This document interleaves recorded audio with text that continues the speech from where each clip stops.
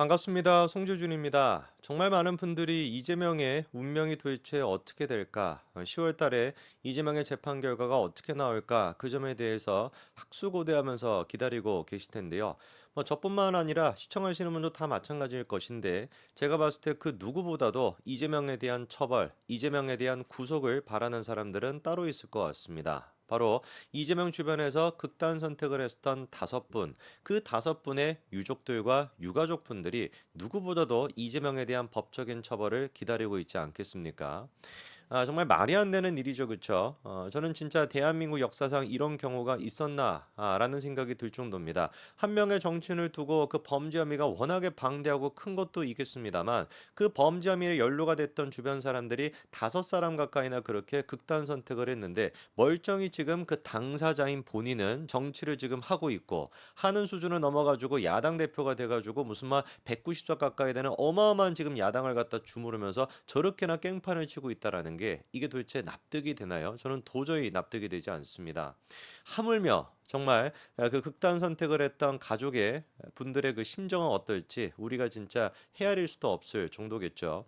오늘 저희가 영상을 통해서 한번 보려고 하는 거는 바로 전영수 씨에 대한 이야기인데요. 전영수 씨 같은 경우는 아시는 것처럼 이재명을 둘러싸고 마지막으로 극단 선택을 하신 분입니다. 근데 이분 같은 경우는 굉장히 의미가 커요. 왜냐면은 성남시장으로 재직할 때부터 시작해가지고 경기도 지사일 때까지 사실상 이재명의 모든 것들을 전부 다 보필했던 사람이 바로 전영수 씨입니다. 비서실장이었거든요. 성남시장일 때도 비서실장이었고 경기도지사 같은 경우도 비서실장 역할을 하다가 나중에 같은 경우는 경기주택공사로 가가지고 뭐 부사장 같은 그런 역할을 맡았었죠. 눈에 띄는 거는 전영수 씨에 대해 가지고 이재명이 보였던 반응은 지금까지 앞에 있었던 극단 선택을 했던 네 분과는 차이가 굉장히 크다라는 겁니다.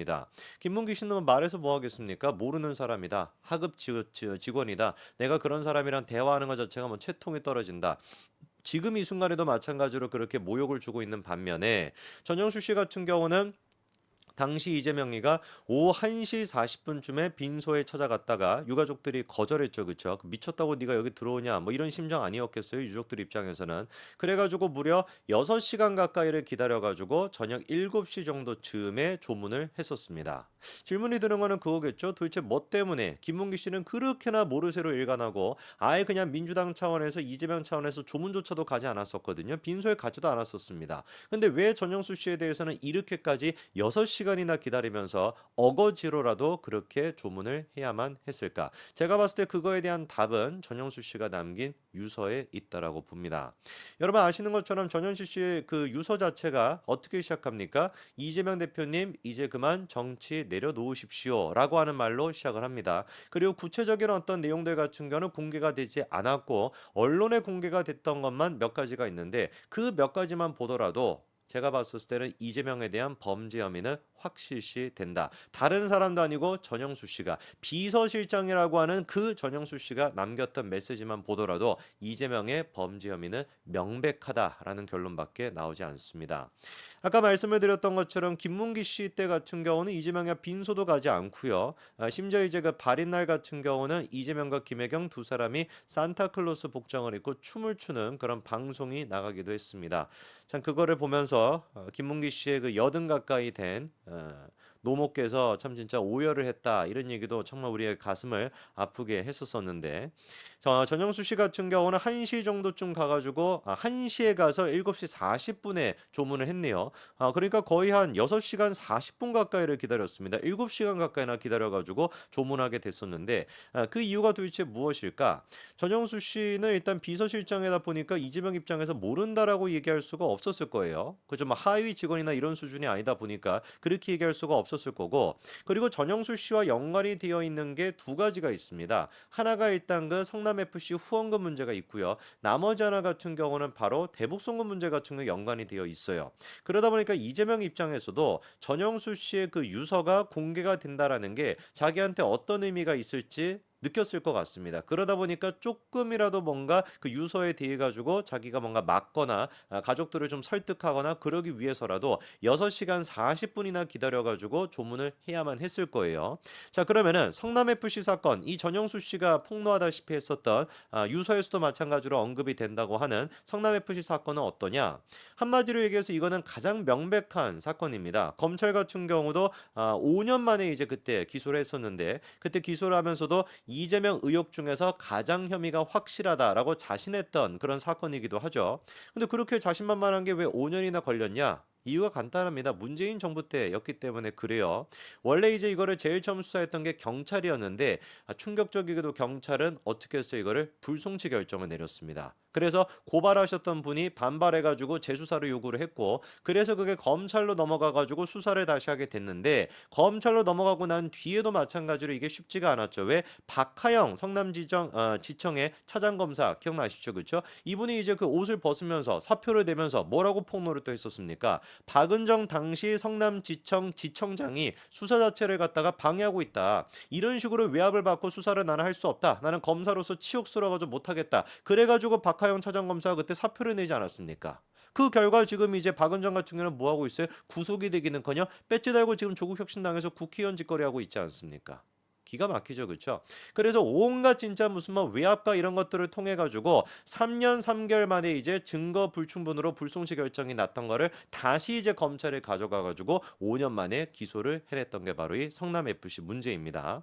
자, 그러면은 성남 FC에 직접적으로 연관이 돼 있던 사람이 전영수 씨예요. 왜냐하면 네이버 측과 뭔가를 이제 협상하거나 계속 교류를 했었을 때 그거를 담당했던 사람이 바로 전영수 씨거든요. 뭐 이제 그때 희망살림이라고 하는 중간 어떤 그 쿠션 같은 거를 넣어가지고 뭔가 드러나지 않도록 하는 방안 뭐 이런 거 같은 경우도 전영수 씨 측에서 요구를 했다라고 하고, 검찰이 이제 그 여러 가지 내용들 가운데 기소가 마찬가지로 됐던 사람이 전영수 씨죠. 근데 그 유서의 내용을 보니까 어떤 내용이 들어가 있냐? 이재명 대표님에게라고 시작을 하면서 유서에 이런 얘기가 있습니다. 이제 그만 정치 내려놓으십시오라는 얘기도 있고, 이게 좀 중요하죠. 현재 진행되는 검찰 수사 관련 본인 책임을 다 알고 있지 않습니까? 애당초 유서 자체가 지금 누구한테 보내진 거냐? 이재명한테 보내진 겁니다. 카카오톡을 통해 가지고 이제 전영수 씨가 이재명한테 마지막으로 남기는 이제 그 유서를 하고, 그리고 이제 극단 선택을 했다라는 거거든요. 그 이재명을 콕 집어 가지고 유서를 남긴 거예요.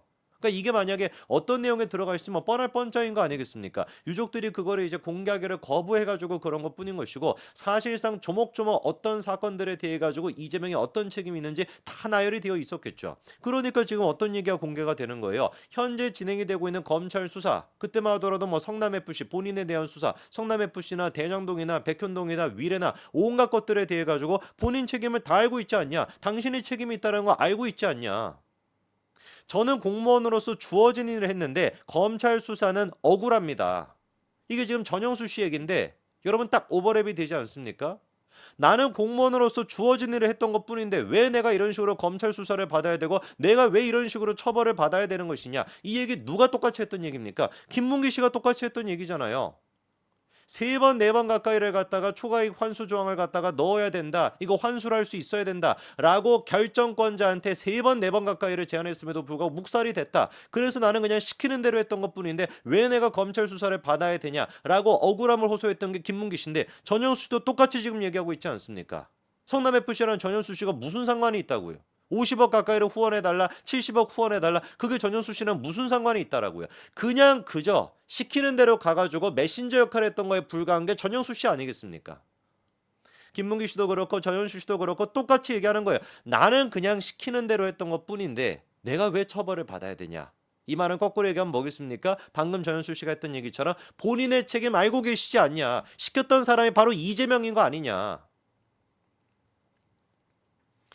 이 유서를 도대체가 왜 그 김문기 씨 유족들이 물론 뭐 여러 가지가 있다 보니까 공개하지 않았던 그런 이유가 있겠습니다만, 제가 봤었을 때는 이 유서 내용에 지금까지 언론에 공개가 되지 않았지만 아주 정말 조목조목 이재명에 대해 가지고 어떤 식으로 당신이 죄를 지었고 어떤 거가 진실인지를 밝히고 있을 거라고 저는 확신합니다.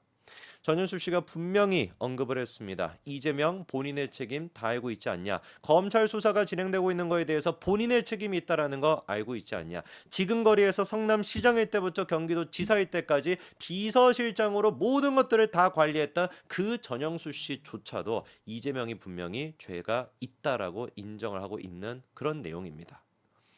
이 부분에 대해 가지고 성남FC 후원금 문제도 지금 재판이 진행 중이죠. 그렇죠? 벌써 이제 기소가 된 지 1년이 훌쩍 넘었습니다. 그럼에도 불구하고 아직까지도 공판이 지금 진행되고 있는 상태인데 증거만 하더라도 7,755개나 된다라는 거예요. 명백한 지금 증거들이 다 있는 상태입니다. 법원 또한 마찬가지로 김문기 씨 케이스도 똑같지만 하루빨리 공정하고 신속한 재판 결과를 내려주시기 바랍니다. 그게 이번 추석을 맞이하는 정말 유족들을 위로할 수 있는 유일한 길일 겁니다. 여기까지 말씀드리겠습니다. 감사합니다.